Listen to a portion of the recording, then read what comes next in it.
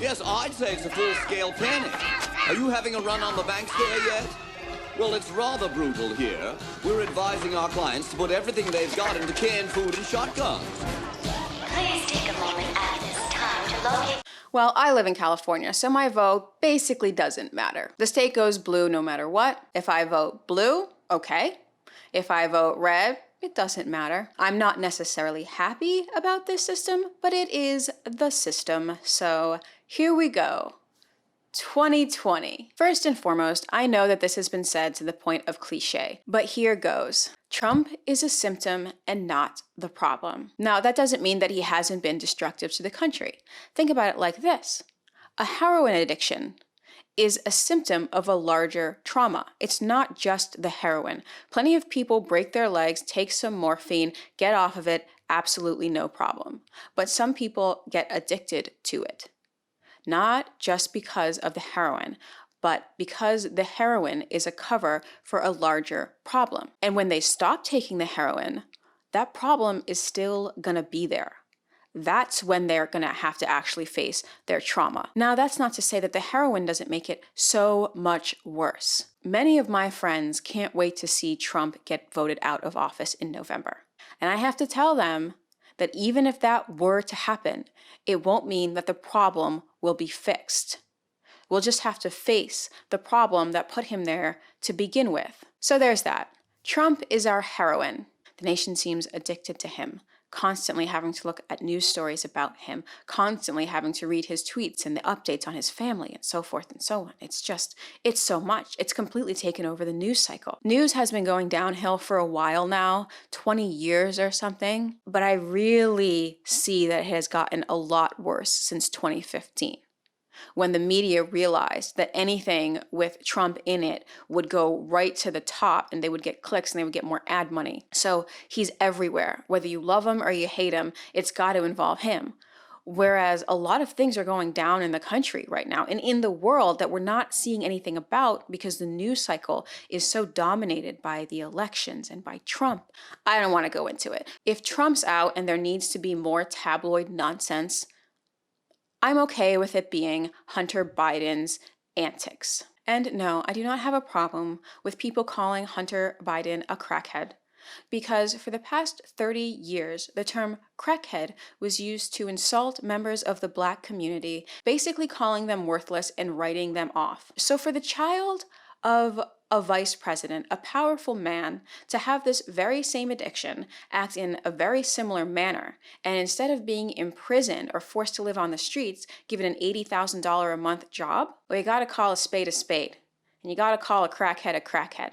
That's something we'll have in the Oval Office for however long until Joe Biden kicks the bucket. I'm sure he'll just get hard drives full of national security secrets and just leave them on his travels. I can't even go into the Hunter Biden story without laughing. Both sides feel that the survival of our nation depends on this election. The red team is afraid of a Bolshevik revolution because of what they saw on the streets this past summer. And these are not necessarily dumb people. Bret Weinstein, who is a liberal and a man that I respect, he's trained as an evolutionary biologist and has now become sort of a social commentator, social philosopher, because what he went through with the Evergreen issue. It's actually funny because poor Bret Weinstein, he started off at Evergreen College and was chased through the campus by a mob of left-wing radicals. And so he settled there and he left and he warned everybody that the left was militarizing and they were becoming unreasonable. And he made a name for himself, and he's a respected academic, as I said. So then he moves to Portland this year, this poor fella. And what does he see in the streets? So that's why he thinks we're on our way to a Marxist revolution, where the far left anarchists are trying to actually overthrow the system and replace it with something Marxist. And that side, the red team, is afraid that that's going to happen. Now, the other side, the blue team, or just not Trump supporters, are afraid of a fascist state. They're afraid that Trump acts like an authoritarian. He intimidates people like a mobster would, like Tony Soprano would, and doesn't act presidential, uses his office to bully people into submission, which is true. He uses his office and his Twitter. He's not very humble, and he does intimidate people and punch down. That's the worst thing I think about Trump personally, is that he punches down. I don't respect that in a person, and I certainly don't respect it in a leader. And there's good reason for many people in the country to think this. The ICE hysterectomies did not help. I repeat, the hysterectomies that ICE gave to refugee women without their consent did not help Trump seem not like a fascist. I don't know any other way to put that. If you didn't hear about this story, I'm sorry I ruined your day, because it's a terribly un-American thing to do. It's a little eugenicsy. You're not supposed to give women hysterectomies without their consent. You're not supposed to sterilize women. There's a long history. I guess we've forgotten it because that entire generation died out. Someone warned me one time that this would happen. This was years ago, and this was an old man, and he said, look around, there's no more World War I vets. And I didn't know what that meant. And I was like, no more World War I vets. I don't know if I'd ever met one at that point. I was so young. And he said that when a generation dies out, the lessons they taught die with them because they're not there to warn us. And now I look around and there's no more World War II vets. There's no one who remembers what happened in Europe in the 1930s and 40s firsthand. And that is very much a problem. Now, I remember, because I think I've discussed this with you before, my neighbor Linda escaped from Italy after the war, and she tells me stories of her childhood and what went down. So I remember because she told me those stories, but I feel a lot of people aren't privy to that. So they forget the lessons of what we learned in the Second World War. Anyway, to make a long story short, can we not sterilize women without their consent? Can we not do any of this eugenics nonsense? Thank you. It's not hysterical people that believe this either. Dan Carlin, who is independent, he's in the middle, he's a pragmatist, is also warning that Trump strikes him as a fascist and an authoritarian, and he's voting for Joe Biden.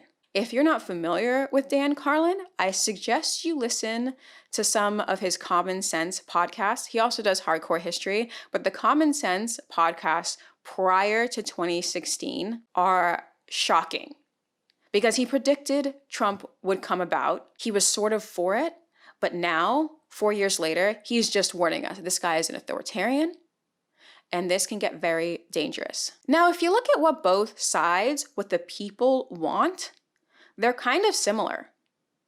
There are just a few wedge issues that are really dividing the country. And off of those wedge issues, we've been able to sort of open up a crack, a fissure that's just getting bigger and bigger. One of the most important of those wedge issues is reproductive rights. If it weren't for reproductive rights, so much of this country could come together as the working class. But unfortunately, reproductive rights are just one of those things that there's not that much compromise on, especially when it comes to abortion. When you really look at it, the Republicans being able to marry themselves to religions, Catholicism and the evangelicals, off of abortion alone was a masterful chess move. Because that side can't support murder. And then that just goes into more things. So the reproductive rights thing, we're seeing it on the Supreme Court right now. Amy Coney Barrett now joins the nation's highest court, concluding one of the quickest and most controversial Supreme Court confirmations in modern American history. Also, this may seem a little off topic, but let's not forget that we're living in 2020. And conspiracies abound on the internet. One side legitimately thinks that the other side wants to make pedophilia legal and encourage it and give the government over to Satan. Now, I'm not saying they don't have evidence for this. Nobody is saying that they don't have reason to believe this. We're just saying it's not true. Most of us, the vast majority of us, I would go as far to say 99.99% of Team Blue are not pedophiles, nor Satanists, nor in league with Satan, nor trying to sacrifice this election and the United States of America for Satan. We're just not a religious people. Have you seen those rituals on TV? There's so many steps. There's so much to do. I might as well be Catholic if I'm doing all this. I'm not going to be a Satanist. Too much work. And I'm also not going to be a Satanist because it's fundamentally wrong and so forth and so on. Generally, Team Blue are not a bunch of Satanists. But you wouldn't know this by watching some Alex Jones. I wanted to do a full video on crazy Alex Jones because he is the second most dangerous and entertaining man in the United States. But I'm not going to do that video right now. I'm going to stick to this, and then maybe we will revisit the Alex Jones sideshow later on. But he is one of these people propagating conspiracy theories online, and by censoring him, the social media companies made it seem as though his philosophy had any truth to it. I mean, a broken clock is right twice a day, right? Also, as if all that wasn't enough, it seems as though the election results are going to be disputed. We're voting by mail for the first time. A lot of people don't trust the process. A lot of people don't trust the post office. I went there yesterday. There was a line out the door. Someone had smashed in the front door glass and it was all boarded up. So that was nice, me waiting in line with all these people like, oh, what a world we live in. Now, why else might it be disputed? Well, Dan Carlin points out that New York has threatened to prosecute President Trump, but when he leaves office, because you can't prosecute a sitting president. Well, this is really going to encourage him to leave office. Not. If you are a fan of hardcore history or you are a fan of Roman history, you will remember that when they threatened to prosecute Caesar, it only made Caesar not want to leave. And you know how that turned out? Badly. It did not turn out well. In case you're wondering, like, oh, how did that turn out? Bad. It turned out bad. Oh my God, there was a civil war. He crossed the Rubicon. Now we've got an SUV. It's always so funny when I see that SUV, it says Rubicon. I'm like, Civil War? Rubicon. That's so dumb. Ugh, America. Do you know how stupid we look? We have no enemies on our borders. We have everything. We have so much wealth. We are living better than medieval kings, all of us. And we're about to tear each other apart. Girl, you look real dumb right now. You look real dumb as a nation. Ugh. I mean, like, what is it? Anxiety? Is it a nervous disorder on our part? It's like we're picking at our skin. It's like we're a bunch of addicts just picking at our skin, seeing if we can get anything to go wrong. Like, there's nothing wrong, but if we keep scratching at it, then there will be something wrong. Ugh, America. There's no leadership. Of course there's no leadership, because no normal person wants to run for office in this country. Any competent person can find a better way to earn more money. Oh, hold on, this is my bae. So America is a mess, tearing herself apart, can't handle her condition. I believe America is a victim of her own success.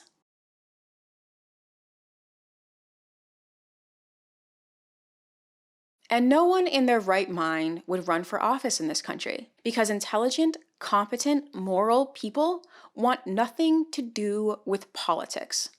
Let's be perfectly honest. Competent people can earn more outside of politics.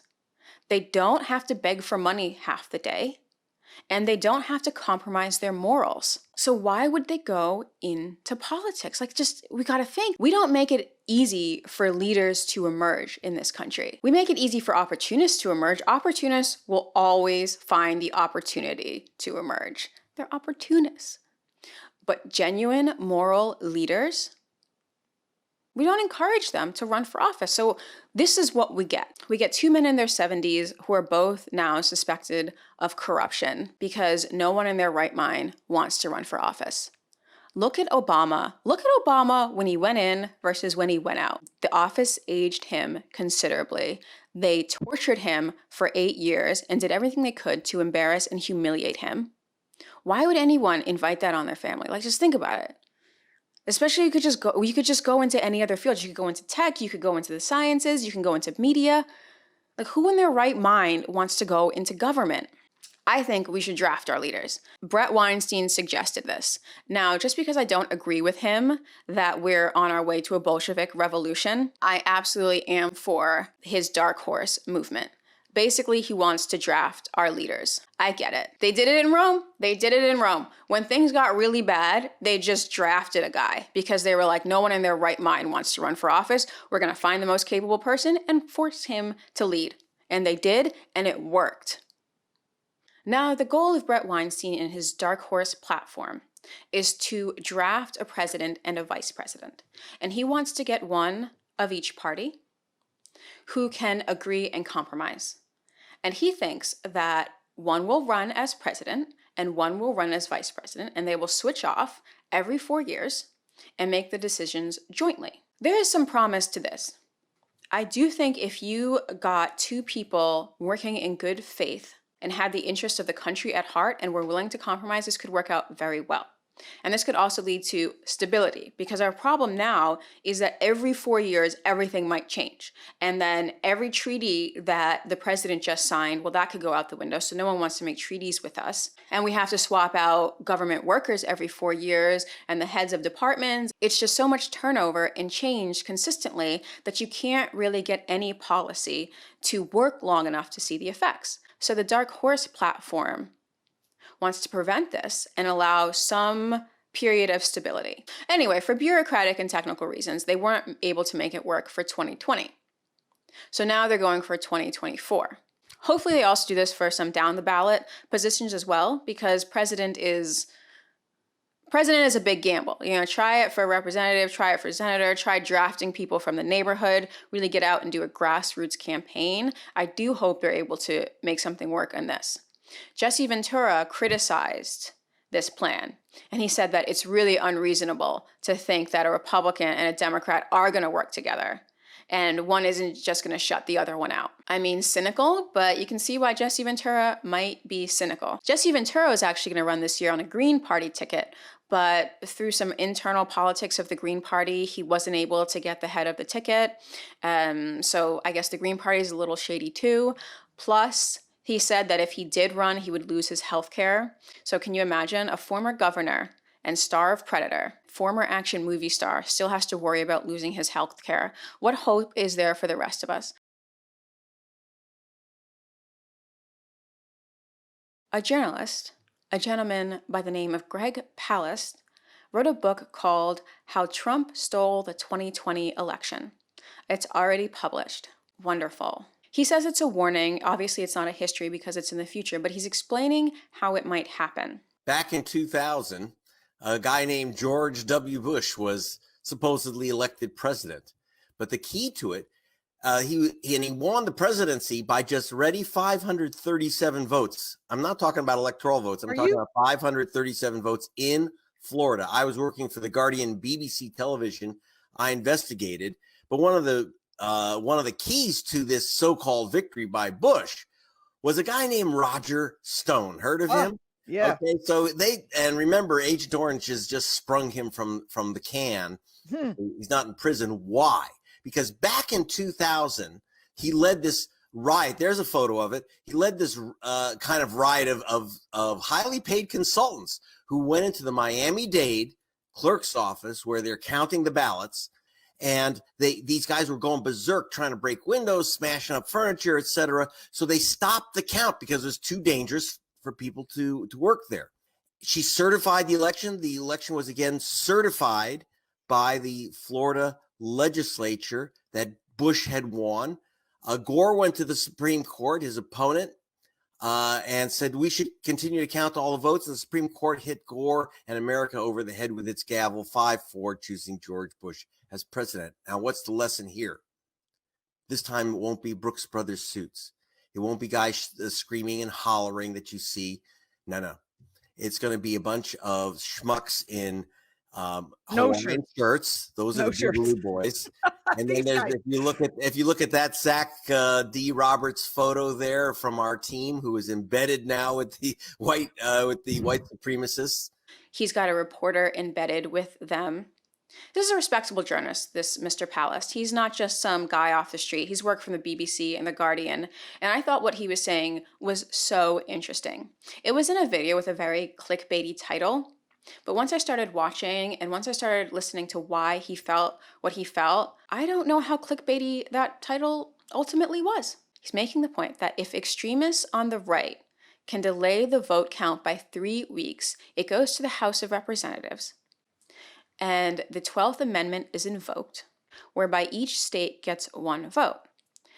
Now do the math. If each state gets one vote, who wins? That would mean that Trump was constitutionally elected to a second term. Now, this is going to be very hard to hear for a lot of people. For some of you, I'm sure it's going to make you very happy. But for a lot of you, this is going to be very, very upsetting. I hope Greg Palast is wrong. I think he's done his research. He's certainly been working as a reporter for much longer than I've been alive. Obviously, in the past week, we've seen a lot of bombshells already dropped for this election. It's not in the can for Biden anymore. They were trying to say for a while that it was absolutely in the can for Biden, but where have we heard that before? And a lot of people out there are not going to be voting for Joe Biden. There are some people who are going to be voting third party or not voting at all because they don't like what Joe Biden did in the 90s with sentencing. A lot of people aren't voting for the Biden ticket because they don't like what Kamala Harris did when she was district attorney for California and kept people in prison longer than they needed to be. It seemed more like she wanted the win as a prosecutor and didn't want to get to the truth, didn't want justice for the people. So that turned a lot of people away from Kamala Harris. I can't tell anybody else how to vote. And telling me how to vote isn't going to do any good. Like I said, I'm in California. I'm voting on the propositions and the local leadership. My vote for president, unfortunately, does not mean very much. I've noticed online that a lot of the discussion around the presidential election is very shallow. It's very superficial. It's not getting to the heart of the matter or even trying to see from the other side's perspective what is wrong. Like, why does the far right believe that a Bolshevik revolution is coming? Why does the far left believe that Trump is an authoritarian leader and it's only going to get worse in his second term?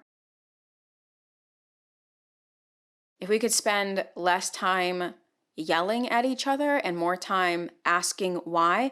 Now, it's also true that our news doesn't even show us the same news anymore. So one side is seeing an entirely different set of stories that the other side is not seeing. So of course there's going to be different perspective when half of the people don't even see the Hunter Biden story. And the other half of the people don't even see that Trump only paid $750 in taxes. They're not working from the same facts. This is, of course, a media problem. The media. I'm going to do a whole series on the media because I was a journalist major and I switched out because I was warned by so many of my professors, do not go into this. I'm not the only one. A friend also switched out of media because he was warned the same thing. And my bae used to work in local media and he watched it all get bought out and watched everybody get fired and the local news station just get absolutely gutted. And he watched it all happen. And we're not old people either. So for us to be able to say, oh, I remember when this and that, is like, my God, things have changed a lot in a very short amount of time. A very short amount of time.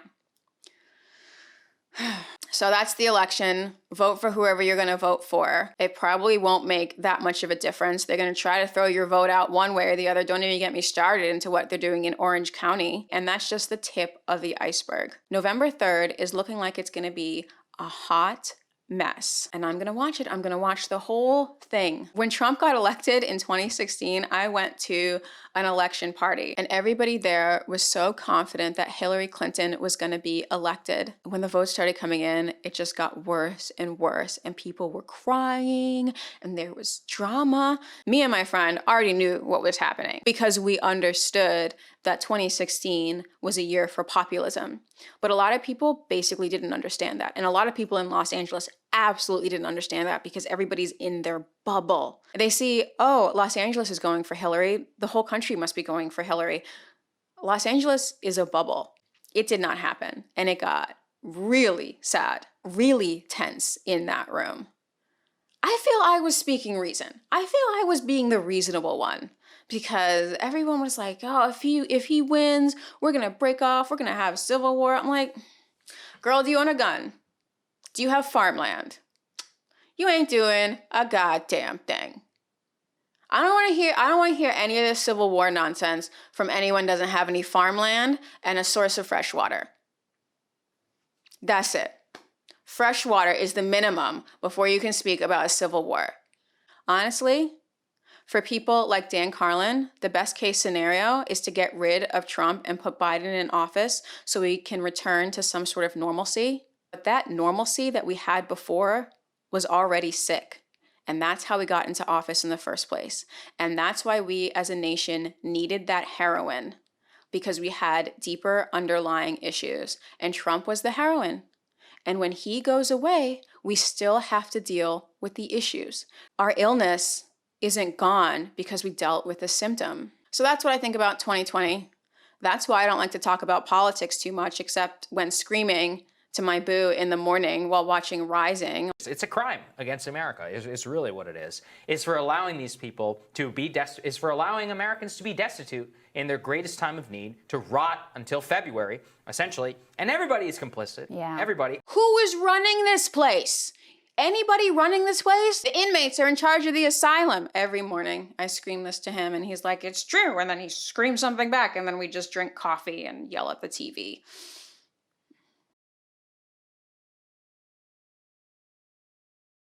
Subscribe.